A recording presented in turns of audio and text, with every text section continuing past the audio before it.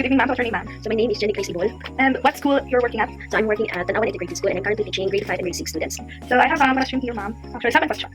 Yeah, I prepare also the answers. You said it already. Okay. Question number 1. How would you define curriculum? Okay, for me, curriculum is a guide that helps us teacher organize our daily lesson and it helps us determine what are essential lessons to teach to our students.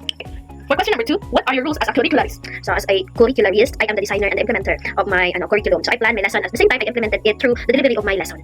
So question number 3, what type of curricula do you practice in your classroom? So there's a lot of curriculum that needed to be practiced or needed to be implemented. But for me, the most commonly used curricula being practiced is a learner-centered approach. Learner-centered approach focus on individual needs and abilities of students. Number 4, what teaching and learning activities did you implement in your classroom? So you're a teacher, you should be more experimental. No? You need to dagan dito i-apply ng mga activities sa ilaha para maging meaningful ang kanilang learning experience. So there's a lot of learning activities I implement and it depends on the given lesson, of course. So I usually do group work, inquiry-based learning, experiential tasks, and differentiated activities. So those are just an example of my activities implemented at classroom. So for question number 5, what assessment activities did you implement in your classroom? Yeah. So of course, we have formative and summative. So are you familiar with those two assessments? Okay. So we all know that when we say formative, example of that is quizzes, classroom discussion, and when we say summative, those are quarterly examination of our students, performance tasks. So yun na yun yung mga example ng summative. For question number 6, what challenges have you encountered as you portray your role as a curricularist?